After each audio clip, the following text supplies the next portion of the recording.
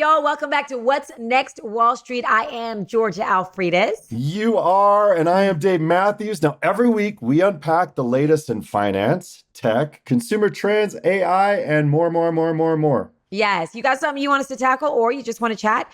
Email us at WNWshow@gmail.com, or you can find us on the socials at What's Next Wall Street. And do not miss out on the fun. Stay informed and entertained, well, at least we try, with the latest insights and tips from the experts. And by experts, I mean them, not me, Dave and Greg.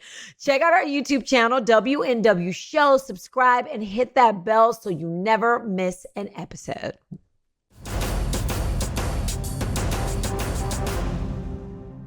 All right, after the shocking attempt on former President Donald Trump's life by a pimple-ridden 20-year-old and not the deep state, Trump media shares skyrocketed by 30%.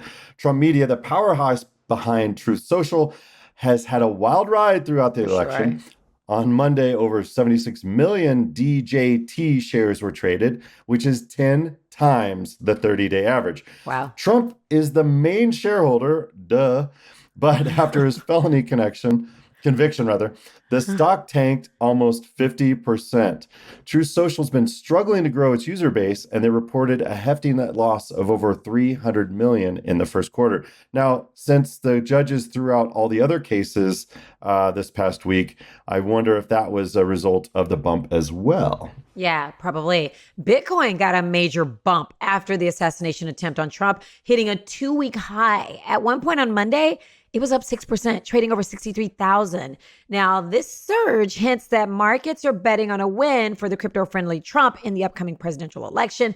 While Trump hasn't laid out detailed crypto plans, he's now seen as a supporter despite his past skepticism. Now, he's set to speak at a big Bitcoin conference this month alongside Robert Kennedy Jr., Edward Snowden, Russell Brand, and more. Are you going to that big Bitcoin thing? Are you a big Bitcoin guy, Dave? No, I'm not. But Russell Brand, though, I love this guy. I love him. He's so different now. I'm like, who are you, dude? He used to be like a comedian, crazy actor dude. Now he's like, got his own social media brand where he's like trying to help people. And he's conservative and he's liberal. I don't know. I'm like, I don't know, but I like him. Yeah. This reminds me, I need to check out, and you guys should too, check out his YouTube channel, but you also need to check out ours, which is at youtube.com/@WNW Show online. Yeah. So Elon Musk also jumped in on this too. Yeah. With an endorsement for Trump after the attempt on his life. He tweeted, "I fully endorse President Trump and hope for his rapid recovery." He probably did not post that on Truth Social. He probably posted that on X, formerly known as Twitter. In another post, Musk said, "Last time America had a candidate this tough was Theodore Roosevelt." Now, hold on. First of all, Elon is South African. Yeah. So, yeah. And then secondly, Theodore Roosevelt was a little before Elon's time. Way before. And history is my favorite subject, Dave. That's my thing. And I think Elon might need a U.S. history lesson.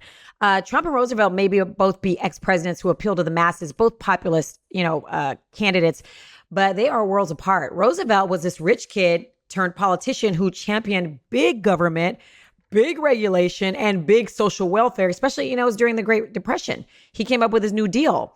He also helped set up the United Nations post-World War II.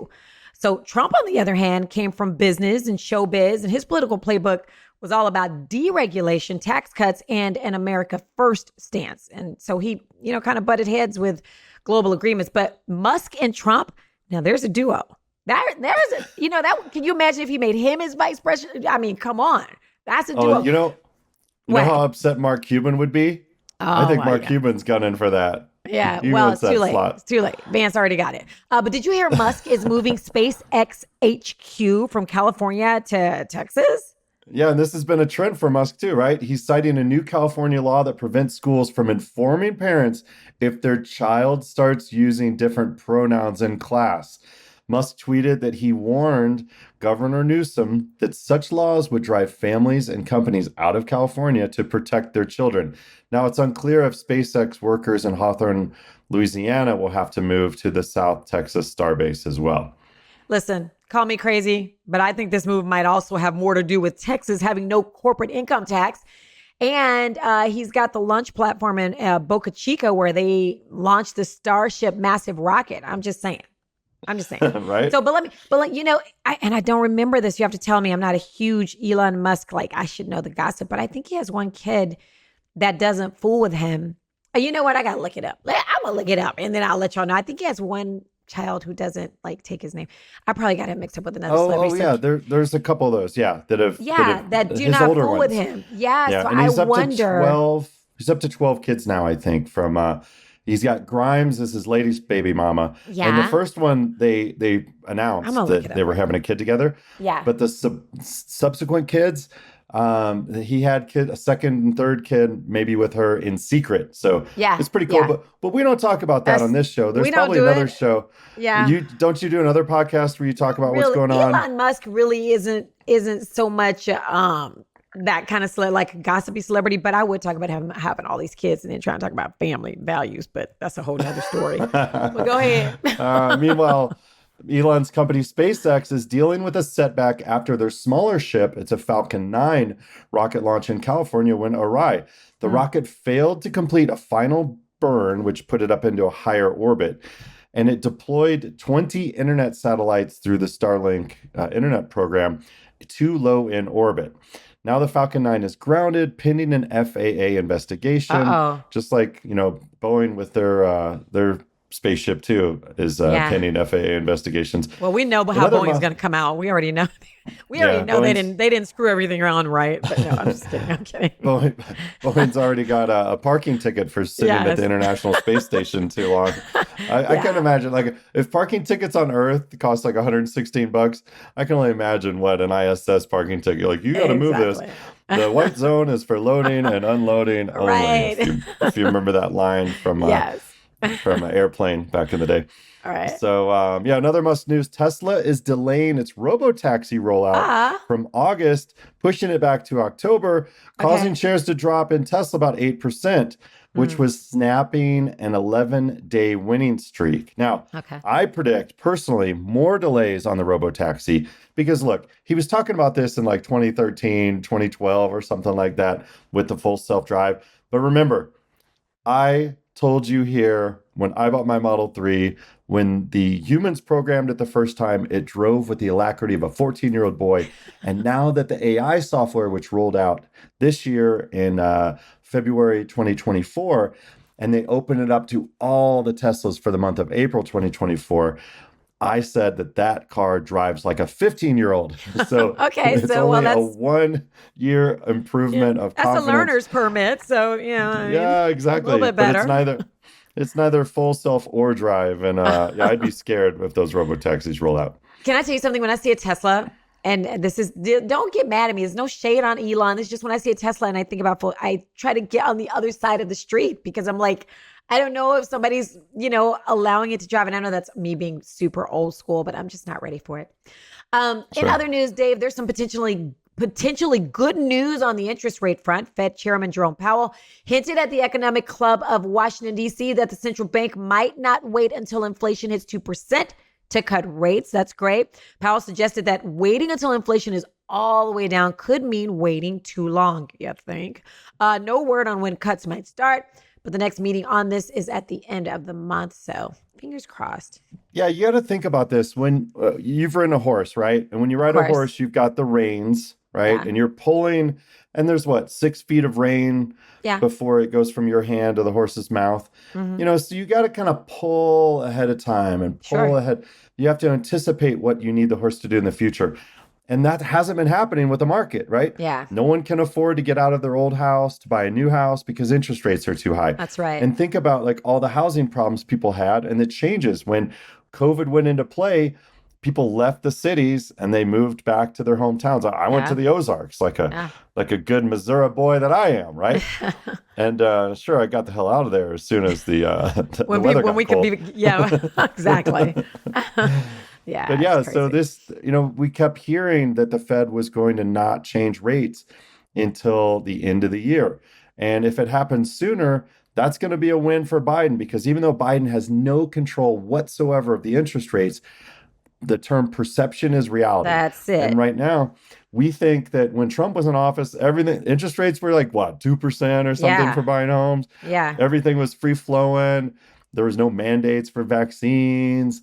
And as soon as Biden got in office, inflation, all this stuff. And it's just like Biden got unlucky during this. Yeah. And it's really what happens because presidents really don't have a whole bunch of say in what happens, actually. No. And you know what all I'm they noticing? Need to do is remember their name and remember what city they're in.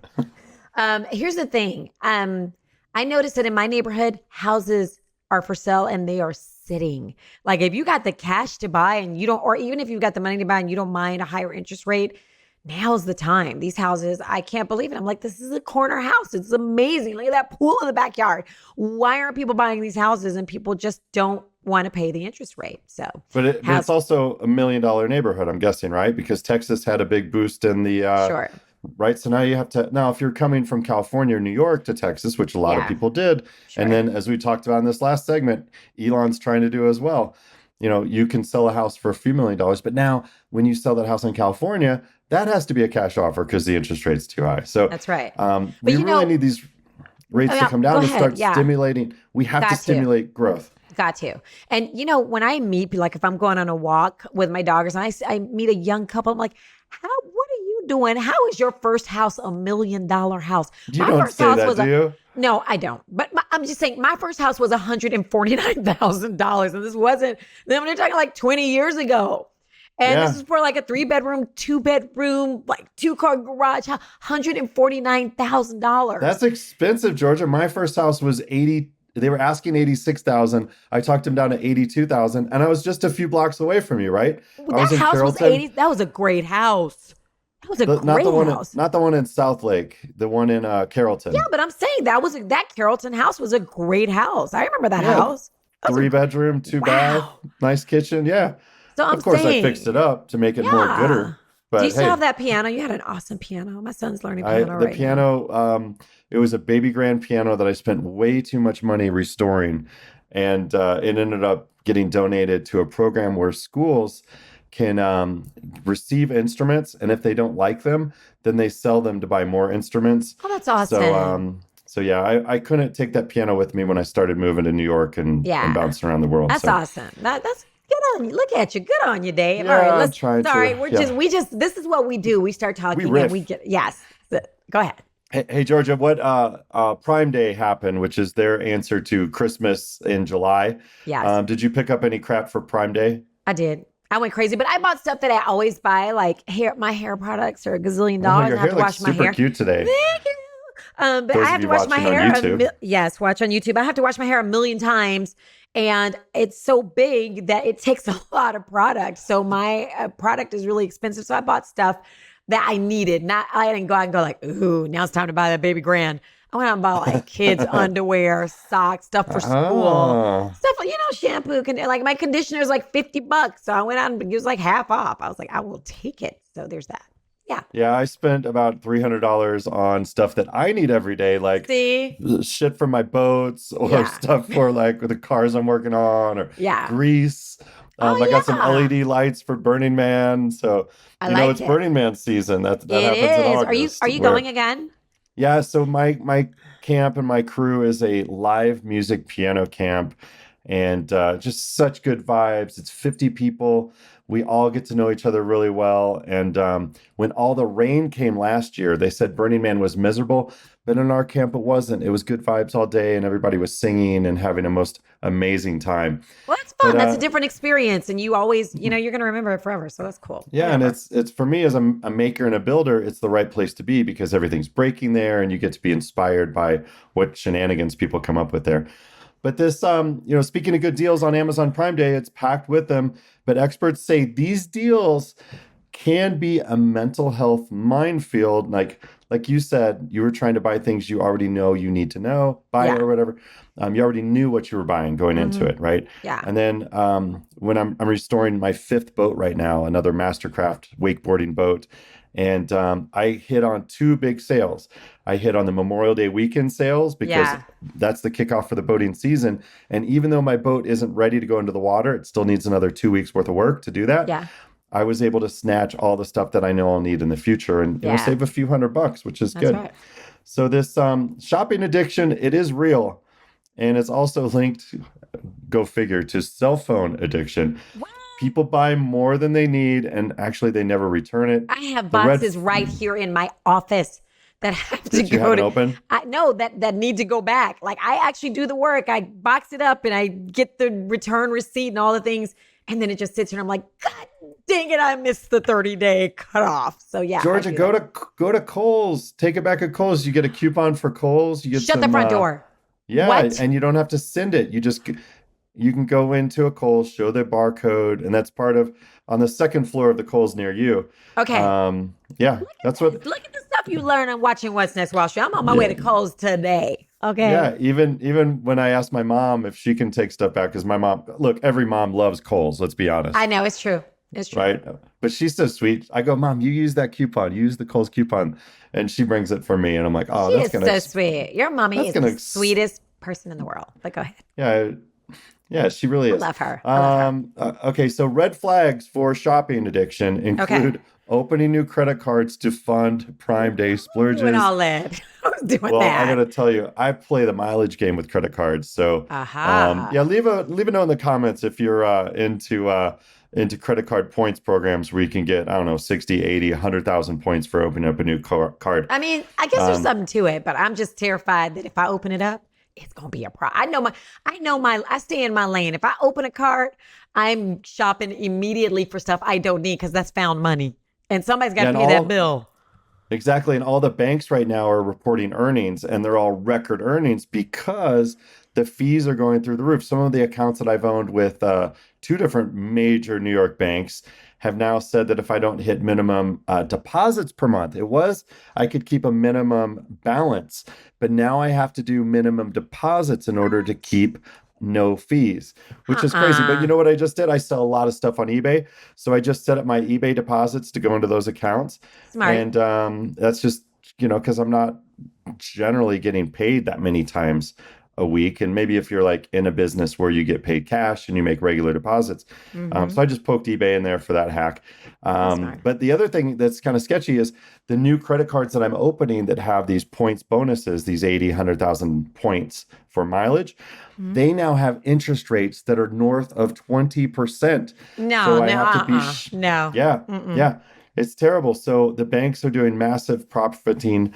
I hope, and there's been some legislation noise about this, that look, when the banks are having record earnings at the expense of the people that can't afford to pay off their bills, That's right. that doesn't bode too well with, the do no evil, which some corporates have had as their mantra there. Right. But Devin Mills, an addiction researcher at Texas Tech, says shopping addiction is akin to hoarding. And that's why whenever I buy something, I make sure that I can use it right away. Like, let me plug this thing in. And, but like, if you're hoarding underwear for the kids, that wears out. So. Yeah, but look, this is me. This is my life. There's a pair of new socks sitting on but these are for me because they're mommy socks. They're spiritual gangster. Okay. And I was like, well, I ever wear these. Okay. Anyway, hi, my name is Georgia, and I have a Target shopping addiction. Not making fun of addiction here, guys. Just poking fun at myself. Seriously, though, who can actually go into Target and only buy what they came for? That's the place. There are literally two places that I try to stay away from. And it's going to sound weird because they're kind of opposite. Target and Neiman Marcus. Those are the two loves of my life. Anyway, and who still writes checks besides my mom? Target's done with checks now to speed up checkout. So relax, Mom. You can still write checks at Walmart, but Target is out. I wonder if this will drive more people. Well, I guess if you write checks and you like to, my mom is like that. Like she still writes checks to write her bills. I'm like, Mom, you have an iPhone. It's unnecessary. You can do online banking. She likes to write it. She likes to put it in the mailbox. And that's old school. She's in her 80s. So it is what it is.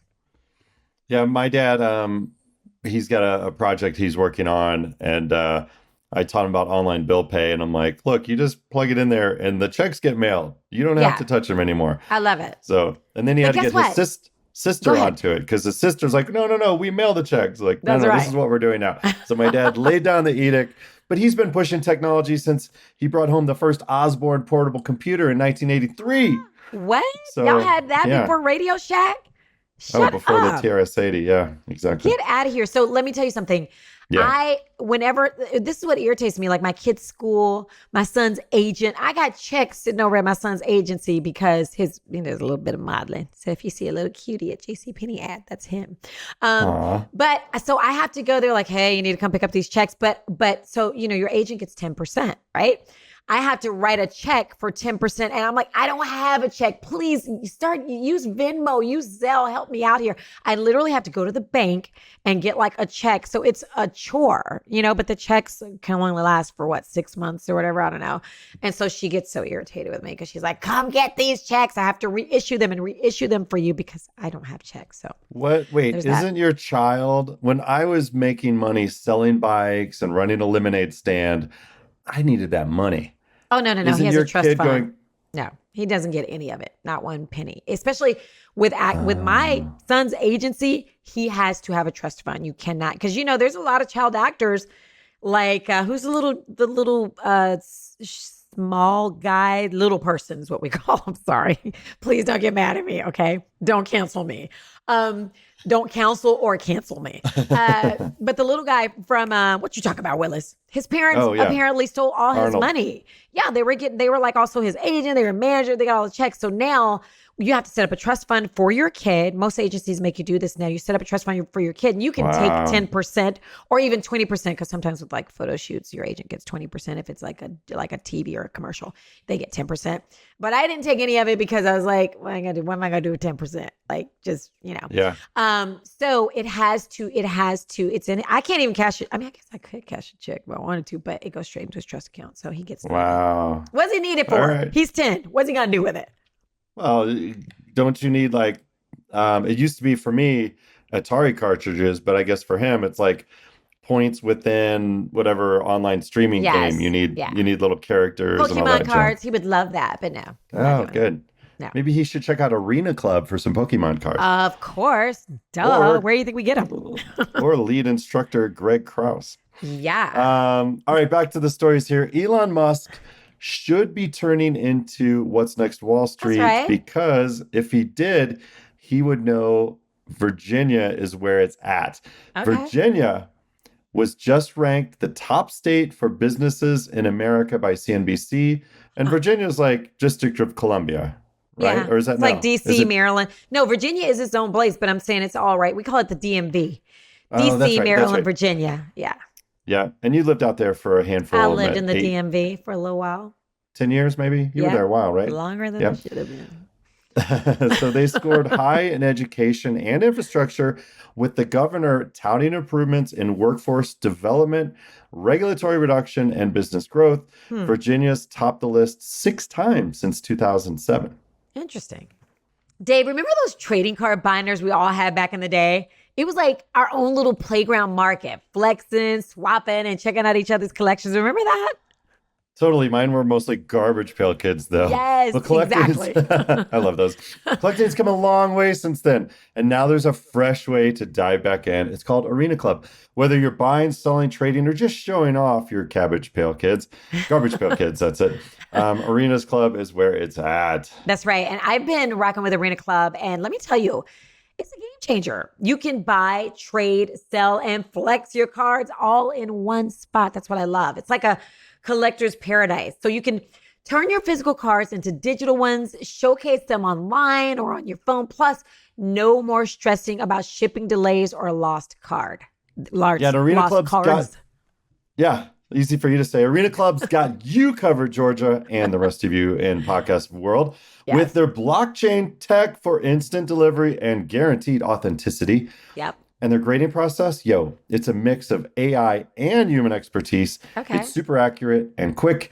You even get a detailed breakdown of your card's grade, so you can trade easily, make offers, send trades, and build your own personal showroom. It's the ultimate collector's experience. It's true. You ready to level up? Head over Yeah. to arenaclub.com/WallStreet for 10% off your first purchase. That's arenaclub.com/WallStreet for a dope 10% discount on your first buy. Don't sleep on it.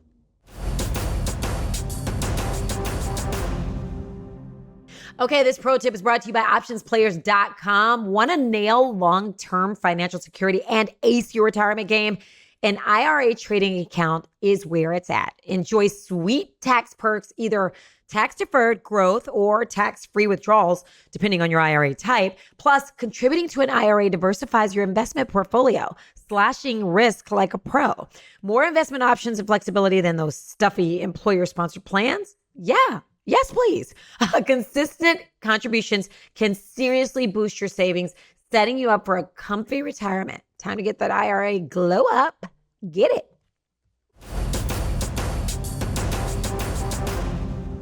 All right, this is the part of the show where we get to hear from you. You can always hit us up on social media at What's Next Wall Street. Comment on our YouTube page, which is youtube.com/@WNW show, or that's the same as our email, which is WNWshow@gmail.com. The first email is from Rico Vantis in Carlsbad, New Mexico. I was just cruising through there a couple months ago. Sweet. Yeah. And he says, what is a spread and how is it used? We're bringing in the lead instructor, Greg Krause from OptionsPlayers.com. And a fight or something here. Hey, Greg. So what is the spread? Well, first off, when you just buy one single option or you sell one option or write one option, that is just buying an option or selling an option, right? So when you buy two together, the same one over the same underlying asset. So for example, we'll just use the S&P 500 SPY, for example. So you buy one that ends on this Friday, or it doesn't even matter the day that it ends on, but you buy a call and then you sell a call in that same underlining somewhere else. That is basically a spread. Although it could be extremely difficult. It could be, I wouldn't say difficult, but it can get extremely difficult. You could buy a call on this day, sell a call on another day, then also do puts and calls, or puts and calls both ways on all of it to do a bunch of craziness. So really, they can limit your risk, okay? They can make money off volatility rather than just price movement. Those are things you could do. But in general, where you would want to start off so you don't get absolutely confused is just do what we call a vertical spread, which means, let's just say you buy something a month out, you buy $100 call, and then you sell like a 105. So that's what we call a $5 spread. So if you paid $2, well, for example, you paid $5 for the $100 call, but then you got $3 for selling the 105. It cost you $2 for the spread, but the spread is $5. Therefore, you can actually make $3 off your $2 investment. But then you cap your winnings, anything above 105, it doesn't really matter. So I know that probably confused everyone because everybody's looking at me stupid right now on the video. I'm not. I'm figuring it out in my head. It can limit risk, whoa. but there's also other great things you can do with spreads. For example, we discuss callers and things like that. And for example, if the price is going up and you're like, hey, I've already made 30% on this trade. My goal was 20. I want to lock this in before it runs against me, right? Then especially for tax reasons, say you had NVIDIA and you bought it in January and now it's up, 1,000%. Well, if you sell it now, you're going to pay capital gains tax on that because you didn't hold it a year.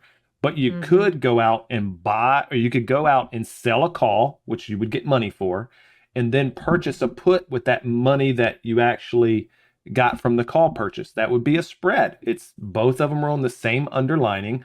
Although most people say to be a spread, it has to be the same type, which means it needs to be a call and a call. But I call that BS, right? It's a spread. So you're buying two options or buying and selling an option. I count it as a spread.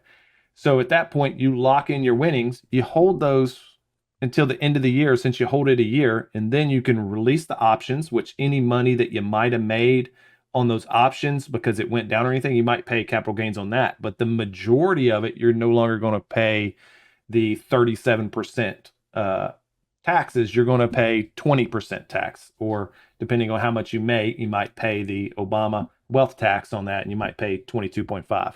But it is what it is on that one. So it's a huge difference when you pay 22% tax versus 37, right? So for someone like me, if I'm really up, I'm going to do everything I can to hold that for a year so I don't pay 40% tax. That's just stupid, you know? Yeah. I'm not here to pay money to the government, you know what I'm saying? So, exactly. So that's what it is. All right, got it. So before we get to this next email, we were talking about Elon Musk earlier. I looked it up because I'm a Google queen. We were talking about Elon Musk moving his company to Texas because he doesn't like the new law in California where the parents don't get notified if their child wants to change their gender at school. How about a couple of years ago, we alluded to this, that Elon Musk, one of his kids or several of his kids may not talk to him anymore. Well, one of them, who's 20 years old now, at 18, she petitioned to change her name and gender identity. So that was personal for him. So I get it. Now I'm like, that's interesting. Yeah. Okay. I would say if I know that it probably comes out, and he might even say that was one of the reasons why I might want to move the headquarters of certain things from California to Texas, but absolutely not. Now, that might have been in a thing, and everybody goes, oh, California. By the way, if you want to know what state has the worst public education, you might not want your kids going to California, but we all know Musk is not in California, okay? Or he's not in public education. And his kids are not going to. Yeah. I was going to say, he didn't get a public education. His kids are not getting public education. So what's the real purpose to move to Texas? Okay, Texas is a place where you can get good employees, like you're talking about Virginia. Virginia has higher educated individuals, very high ranking of ex-military and things like that. So individuals in the government field, right? Because you're right there, you know, where the major Navy, and of course, Virginia's not that far away from DC and everywhere else. So you have a lot of government ex-employees, the hookups that come along with that. And if you're trying to get, you know, government money, you're probably right there in Virginia. That's where you want to be. Right?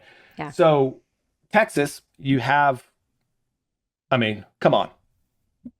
You have a lot of smart individuals in Texas. All right. And I'm not talking about cowboys or something like that. If you ever been to a city, like you go to Dallas, half of that city are engineers, math guys, and from India or something like that. You know, I was going to say, but they're not from here.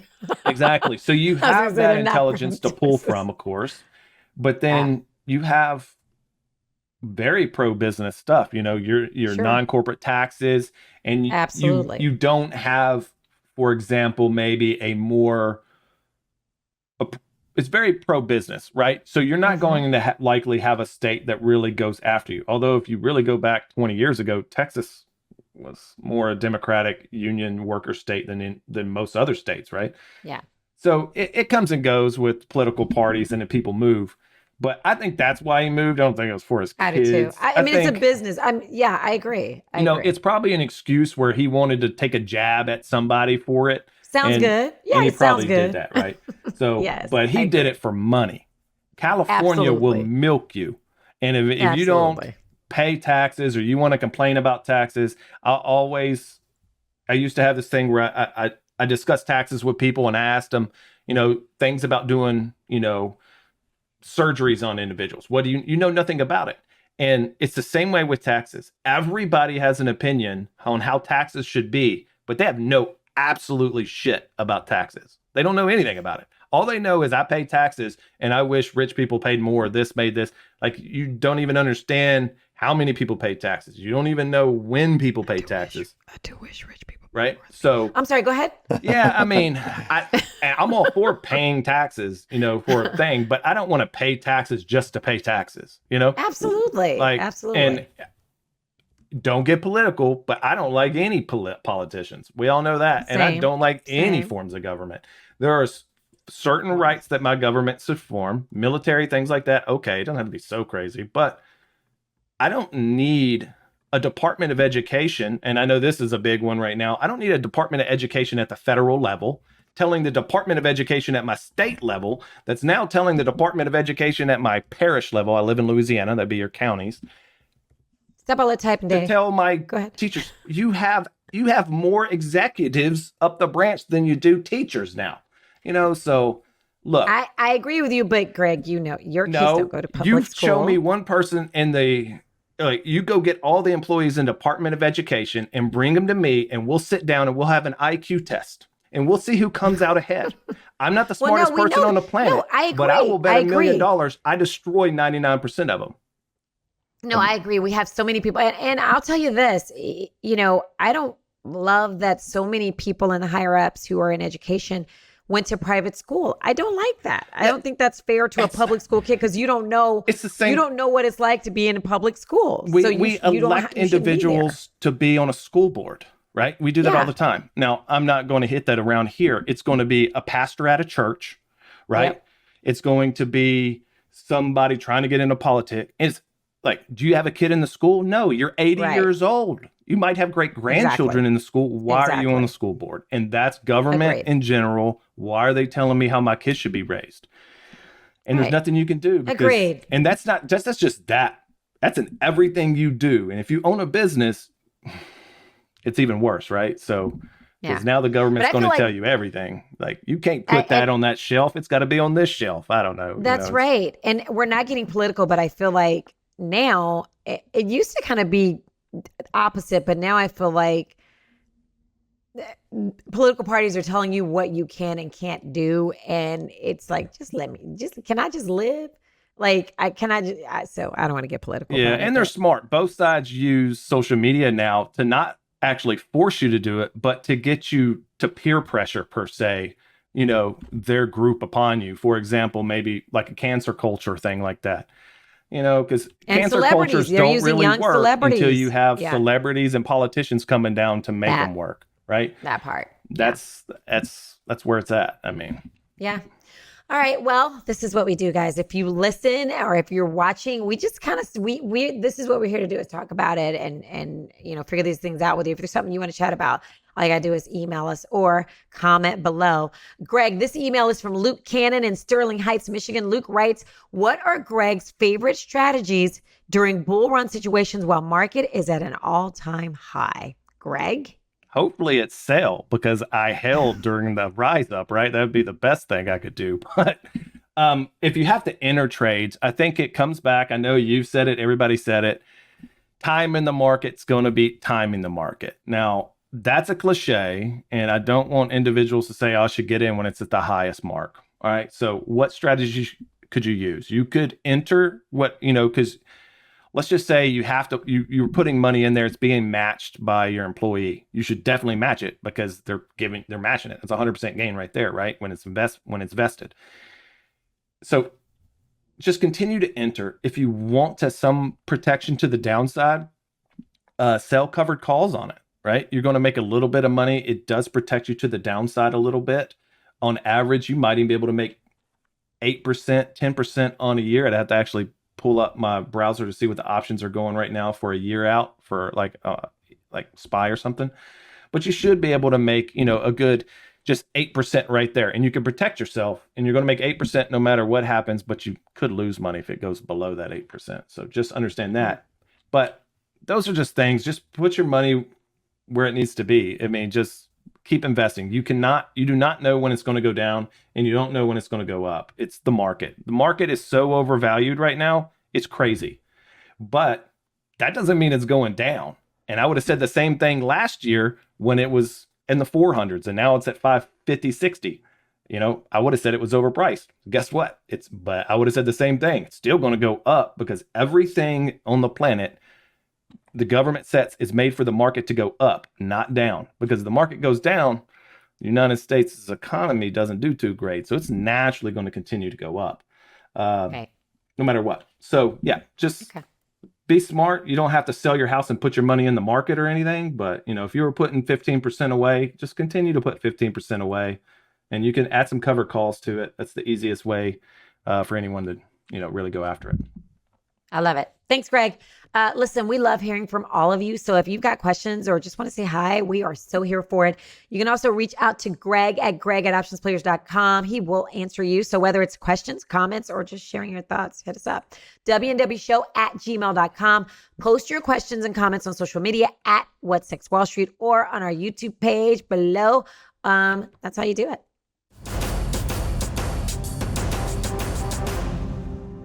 Okay, so we started the show What's Next Wall Street during COVID. Back then, blockchain was the bomb, meme stocks were everywhere, and people were going crazy for NFTs, which are crappy art at expensive prices. So that lasted a few years before the wind blew out of the blockchain sales. That swan song, lasted until China made trading of digital currencies illegal, and also it lasted until the US government said digital assets were not securities. So the darling asset BTC or Bitcoin has recovered, but not to the moon at $100,000 that people expected that value to be. That's because AI has taken the spotlight of investors' dollars and their interests. And by the way, the same video cards that produced the blockchain math was then used to do the AI referencing. So it's kind of funny how that hardware kind of just transposed over. But AI has been waning recently as well. I've been visiting San Francisco regularly, hitting up the tech conferences, the cool co-working spaces, and meeting and greeting the litany of young whippersnappers who are coming into the city. And I can assure you, AI is still a hot topic with lots of energy being poured into it. And with all that potential for greatness comes investor money. But now, investors like Sequoia say that AI is reaching a tipping point. And what I know from the startup investment world as I run a venture studio advisory team is that companies spend 30 cents on every dollar invested into them, which goes back into cloud computing. That means into the pocketbooks of OpenAI, their partnership with Microsoft, Google Gemini Compute, and even X.AI for spent tokens used on processing these AI requests. Now, that tax is usually only what Apple gets to take on selling of apps in the store, but now it's flipped. The startups have to pay for this expense. So also with this great expense to power, NVIDIA is the processing chip leader for calculations, which I will add, the investor A16Z is buying and setting up their own data centers with supposed thousands of these boards as an advantage for their startups to be able to use. Now, that's at a discount, hopefully, as those startups figure out their product market fit with regard to AI and what benefits it will unlock. Now, Bitcoin calculations caused energy consumption spikes when the miners moved from graphics cards to do the math to special ASIC compute that was required with these larger calculations as the algorithms got longer. So now that we're moving into massive data sets for AI, there's going to be even more energy consumed. And there's some stories about hundreds of billions of dollars worth of data centers being built that have immense cooling and power requirements. Google has said that they won't even be able to reach their net zero carbon emissions goal by 2030 because of AI. And think about that, all the environmental issues we have right now, the companies made all these pledges to be net neutral, and now they can't hit them because of this new spike in AI. Now, investors like Andreessen Horowitz, Goldman Sachs, and Sequoia are raising doubts about the real value of generative AI. Sequoia says that startups need to return $600 billion, that's with a B, to pay back the investments and costs associated with AI. And now, based upon all of the money, which is estimated to be $200 billion that was raised and invested in, right? So they need a 3x payback. Now, we all know that big business needs to leverage AI in order to grow, yet there is no sure implementation between traditional software companies like Salesforce, SAP, Oracle, and the like regarding AI. They're all just playing in it now. They don't know what the wins are going to be. We don't know what market timing looks like for these big players to fully leverage AI in order to be competitive. But those are companies that you as an investor should be looking at, because once they do come up with a successful AI strategy, we can argue that their stock price is going to go to the moon, unlike Bitcoin. So startups, they need to manage costs around AI compute while the markets need to figure out who's going to get rolled up into these big players. Investors typically see a Republican presidential candidate as a stronger player in corporate mergers, acquisitions, which, thanks to Trump's strength that he showed while being shot at, makes the future look better for M&A if he makes it into the White House. And we've seen this with the run-up of the market after he recovered from the shooting. It's just cause and effect. So here's what I'm saying.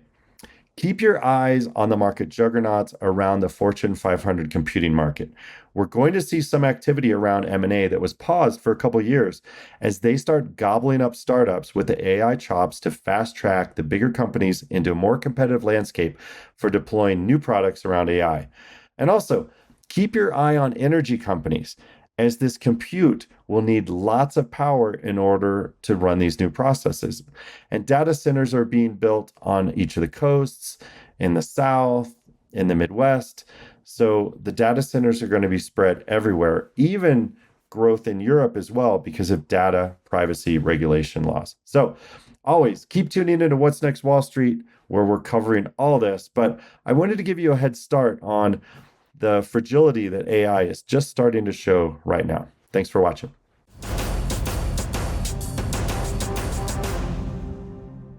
You're right, Dave. We are in a majorly divisive and turbulent political time right now. And so let's not be those people, y'all. Let's have some decorum about ourselves, as my mother would say. I don't want to get political, even though we have gotten political, but not really. It's hard to not talk about politics because everything is political. Like, oh my gosh. And even when there's not an election year, everything's political. I'm so over it. But we can trace voter fraud, intimidation, and backroom deals back to the 1800s. It's why we have the Electoral Count Act from 1880 something.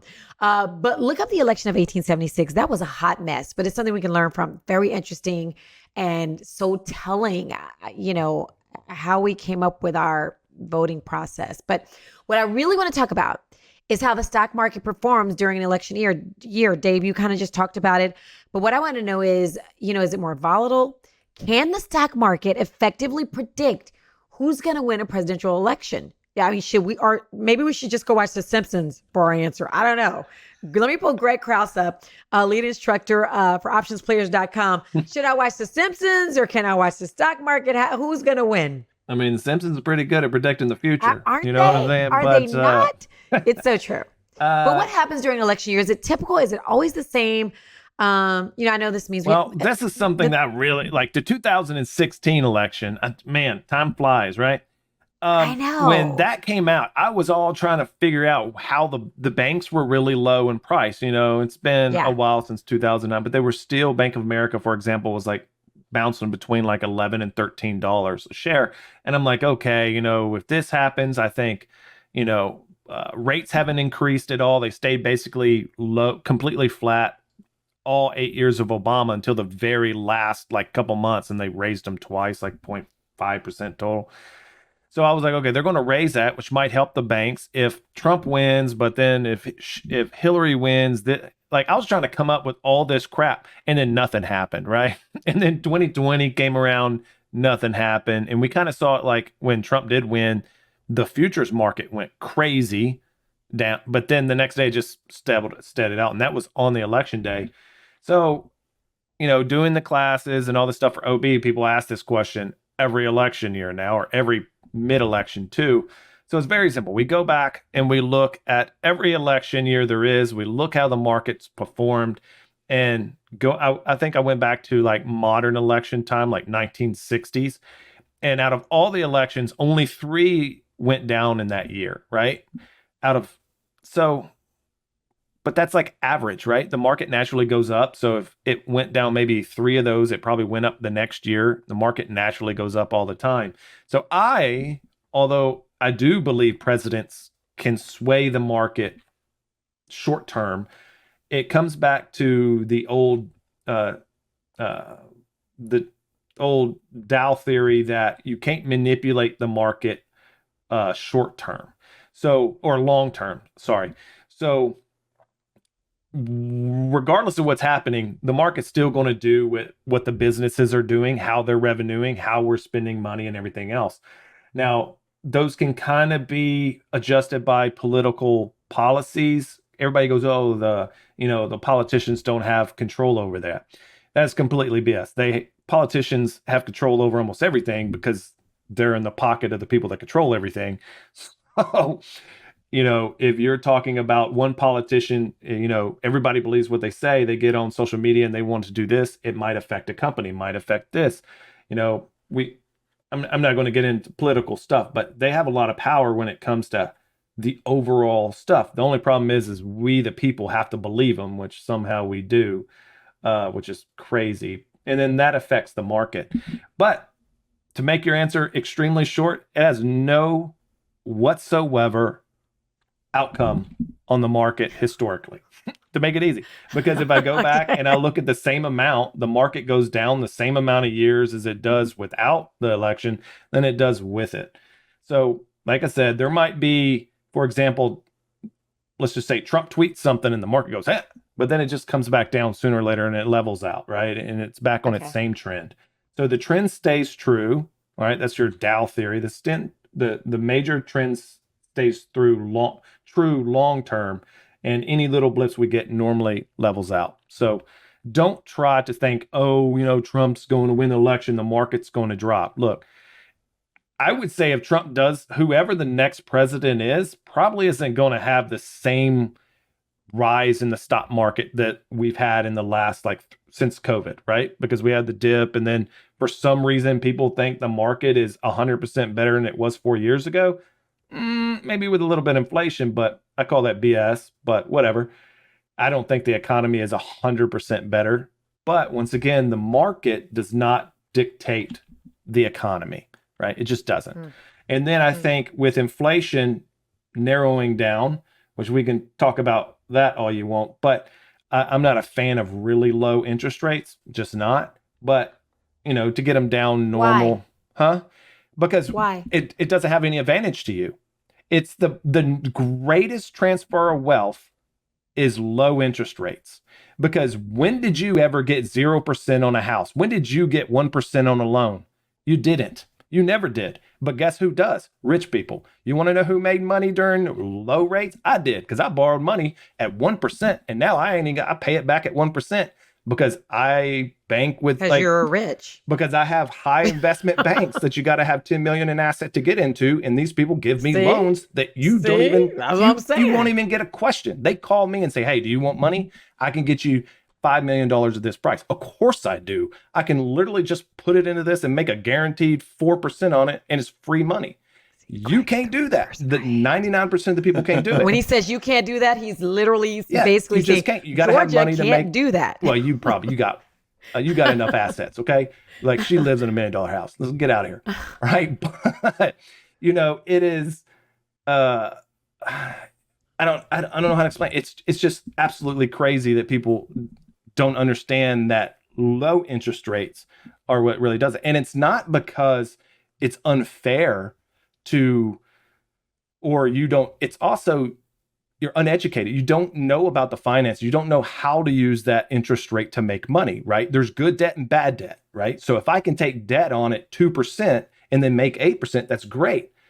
But once again, nobody's going to loan you money unless you have collateral. So you need some money, right? You need some type of collateral, and it just goes over.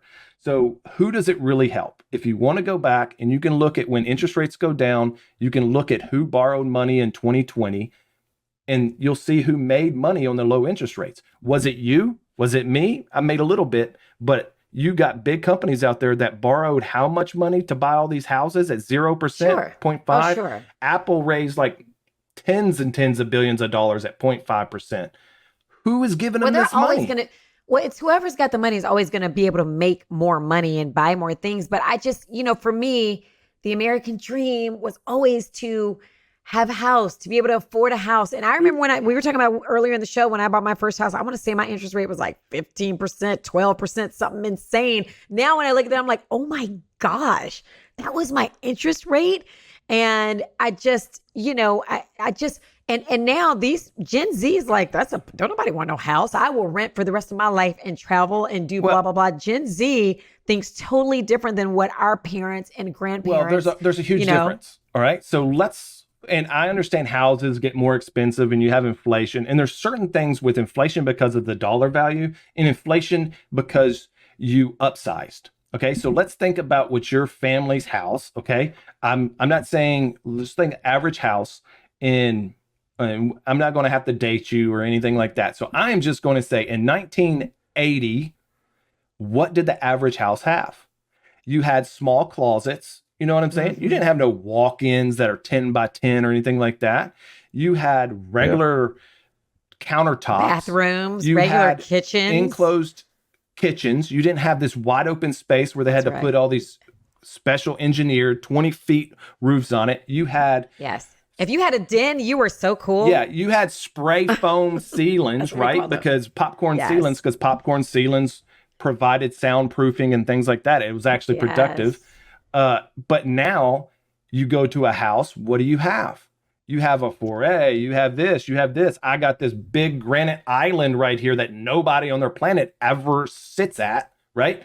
Because they're watching Netflix while they eat. Yes. You know, and then everybody's room was 10 by 13 by 13 with a small closet. You know, now I have a master bedroom, it's like 30 by 40 or whatever with two Remember closets Jack and Jill in bathrooms? It, right? Like every kid has their own bathroom. My kids will never. I'm like, when y'all go to college, it's going to be a different story. So you actually have to share a bathroom and clean up after yourself. There was 2 bathrooms in the house. Family bathroom, parents bathroom. Yes. But that's right. You know, now it's just everybody. It's the same way no matter how we look at it. It's not, I wouldn't say keeping up with Joneses, but you can look at this in every aspect of life. What do people considered, what was a need in 1980, 1970? You needed food, which probably was government cheese and fish sticks. You didn't get Fruit Loops. You got Fruit Hoops, right? You didn't get, you know, there was a whole different thing. You didn't get everything name brand.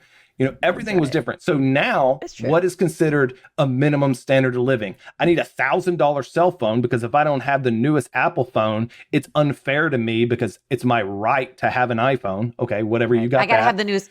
I gotta have the newest car, and I'm just gonna keep leasing and have a car note for the rest of my life. It's just like a light bill. You just know you're gonna have it forever. It's crazy. And then you have all this other stuff that you just have to have because. Well, first off, you didn't have social media, right? So nobody really knew what you had. But now to be cool, you're all on social media, you're posting your life, and everybody's, I got to have this. So the Keeping Up with Joneses is absolutely out of control the last couple of decades. But it just keeps getting worse. So now your house that everybody wants to complain about, it's not the same house. I live in a house that was built in the end of the 70s, and it was probably a really nice house. I mean, I do have walk-in closets. All my closets are at least 6 by 10. And there's like 8 of them in the house, but that's not average. Like the house I grew up in had maybe 4 bedrooms in it, right? And it was in... Oh, you were rich. We only had 3. Well, before you get this, I lived in North Memphis, what's known as Forest or a Shelby Forest area, in North Haven. You can go look this area up right now. It's probably the worst place to live in Memphis. Because I don't know where the closest police is, like 30 minutes. I never saw a police officer in my life. You know, like a school shooting was a Tuesday. What's it called? Forest? It would be Shelby Forest. So North Haven, Tennessee. It's in North Memphis, like north, right? And it was the address that I lived at. I'll give you that. It was 491 Fern Hill. Okay, let's go. And that house has been redone. It was bought a few years ago for like $5,000 and then it sold for like 30. This is a 4-bedroom house, 2 baths, and it actually had a garage, but it got hit by a tornado while we were closing on it. So they enclosed the garage to make the living room bigger and we didn't have a garage. Had a fence around it. I think it cost $40,000 when we bought it in like 1980s. And then my brother bought it, and then some other people bought it. It's a big yard. Yeah, it's an acre corner lot. Remember the yards we used to have? I'm sorry, y'all. What is going on? Yeah, so everybody wants to talk about, like, I don't have this. That is a decent-sized house, corner lot, and it's not bad. And this reminds me of our old neighborhood where I grew up. You can go get that house right now and probably rent it for like $200 a month. Why? Because ain't nobody wanting to live in that neighborhood. That's not a bad neighborhood. That's what it looks like. You ain't going to live in that neighborhood. So that's what I'm saying is, I got to live in the nicest neighborhood with this and this and this. I didn't have any problems there. And me and Clay, there's probably 300 houses there. We were the only white family, but I didn't know any difference, I guess, at that age. But I never had any problems. Now it's a little bit different, probably because the house. I mean, you can look at how much the houses are going for around there, and you can kind of tell that you probably don't want to live there. But that's all you needed for a house. All I'm saying is your house you grew up in was gated. But anyway, okay, gated. It wasn't gated. It's gated now. I'm just saying, it's gated. gated. There's a little in the fence. There's a nice little fence. Look, we fact checked him, y'all. Yeah, there's a little fence in the front yard. There's a fence in the let front me yard. show you this. Yeah, It's this was nice not. That was. Look at that. See? There you go.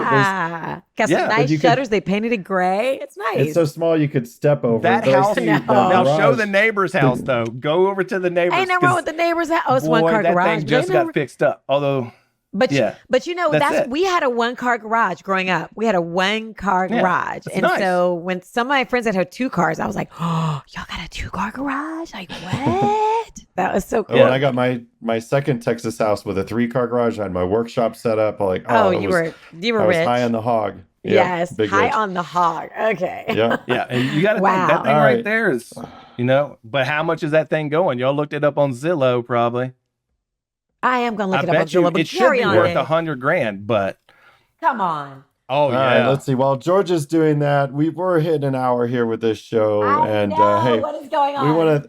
we want to thank you guys for tuning in. This is What's Next Wall Street. If you have questions, you can email us wnwshow@gmail.com. Connect with us on social media, and that's the @ What's Next Wall Street. We want to hear from you. This show grows from you. Please tell your friends that you learned something from our show, because you just did. And share it with a friend, because that's how we grow our program. Georgia, what's up with Zillow? Wait. Where'd you get that? My computer is frozen. Wait. Georgia's I'm got looking at so the house values on Zillow it sold was the last ones were like in the 20s and 20,000s, 30,000s, and Wow, then that's amazing. it went up to now it's pretty expensive. It's like $100K is its estimate, but you got to also understand that it's been redone. That's really nice. We didn't have no gate, whatever that is. That house is worth I will go buy that house and start renting it right now for $100,000. I can't believe you can buy a house for $100,000 anywhere in the world. 100% you're going to rent it. So what happened is your parents there was white flight all over the United States, and your parents stayed, apparently, because that's how it was when my parents moved to Dallas. They left. Until they left. But my parents moved to Dallas in the 60s. We stayed there forever and ever and ever. My father was an Ottoman in that area. He was a Democrat. My father was a president of a local iron So he was well respected in the community, for sure. So, and I also didn't get picked on because I had 2 big brothers and a big sister that were Jolly Green Giants, would smash you. I was the smallest runt. So nobody was really messed. But really, I don't want to put there's probably a lot of people in the family are getting arrested for things, or some bad things happening. So, it's kind of. I'll tell you real quick. But my mom became a nurse and started making more money, so we could afford. She finished nursing school, which allowed us to move to a nicer neighborhood. And so in Dallas in the 60s, the people started moving. My parents moved in their neighborhood on our street. We were the only black family. Everybody else was white. Within a year, white flight happened. Everybody moved to Richardson. Well, my mom was a nurse as well, and then worked at TI. We couldn't move to Richardson because at the time, blacks couldn't live there. Like you couldn't live there. There were things in the contract that said you cannot sell to a black family. So we stayed in that neighborhood because really you couldn't move anywhere else. Even though Texas Instruments was in Richardson, and that's where my mom should have moved, we couldn't.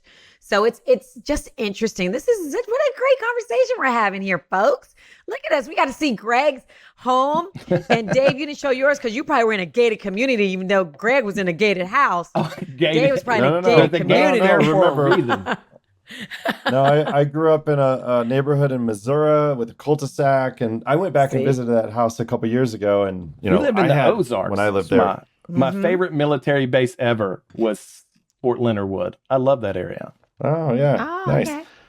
My parents, when we lived, my brother and I had motorcycles that I'd always be fixing, and there were laps around the house where you could see a track. So, oh my gosh, I'm not surprised. It doesn't surprise me at all. Talk us out, Georgia. Yes. Talk us out. Okay, you got questions, we got you. Okay, hit us up at WNWShow@gmail.com. what'snextwall.com or connect with us on social media at What's Next Wall Street. We would love to hear from you. We want to know, what your first house cost? What was your first interest rate? Let us know, okay? And also catch all our episodes on YouTube by searching W&W Show or tune in on Spotify, Apple, or wherever you get your podcast. Don't forget to subscribe, hit that alert button, stay updated with all the trending info as soon as it drops, and share this show with a friend. I'm Dave Mathews. And I'm George Alfredas. Our producer is going to be pissed. He's going to be like, what in the hell in this show happened? Oh, my. Say goodbye, Georgia. Okay, bye. Go back to the... Greg. Look, yeah, Greg, go to the street, go to the Karen. street view, and then, go to the corner and look both ways, and you'll be like, man, they made that house look good. I don't even know. This is on, just for those of you scoring at home, this is on Fern Hill, which is one word cove in Memphis, Tennessee. All right. Okay, Stay y'all, tuned for next real. week. See you next time on What's Next Wall Street. We're really gone this time.